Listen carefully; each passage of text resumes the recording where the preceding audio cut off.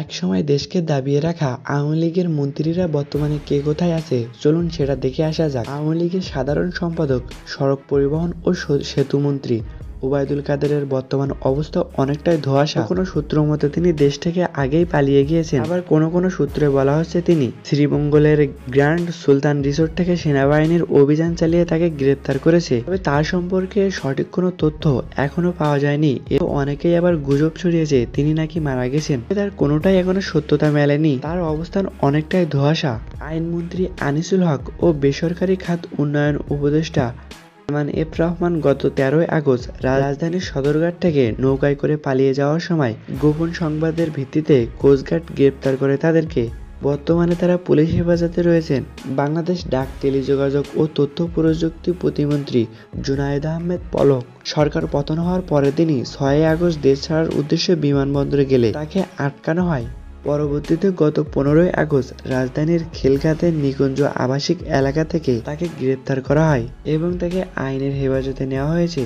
সাবেক পররাষ্ট্র প্রতিমন্ত্রী হাসান মাহমুদ ও জুনায়েদ আহমেদ পলকের মতো বিমান করে দেশ ছাড়তে ব্যর্থ হয়েছে। পরবর্তীতে সাতক্ষীরা ভোমরা বর্ডার দিয়ে পালানোর সময়ও ব্যর্থ হয়।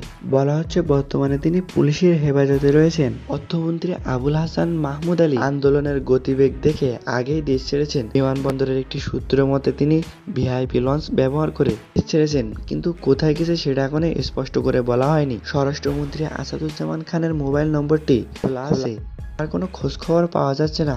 অনেকেই দাবি করছে তিনি এখনো দেশে আছেন, আবার অনেকেই দাবি করছেন তিনি দেশ থেকে পালিয়ে গেছেন।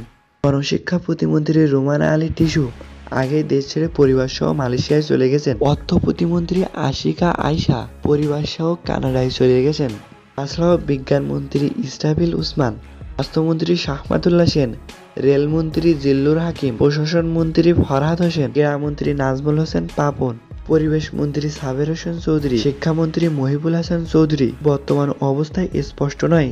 ধারণা করা হচ্ছে তারা দেশেই রয়েছে। তারা দেশ থেকে পালানোর সঠিক রাস্তা খুঁজছেন। আবার অনেকেই ধারণা তাদের মধ্যে অনেকেই সেনাবাহিনীর হেফাজতে রয়েছে। তো আপনার মতে যেসব মন্ত্রীরা এখনো দেশে রয়েছে তাদেরকে কি করা উচিত বলে আপনার মনে হয় সেটি কমেন্ট বক্সে অবশ্যই জানিয়ে যাবেন।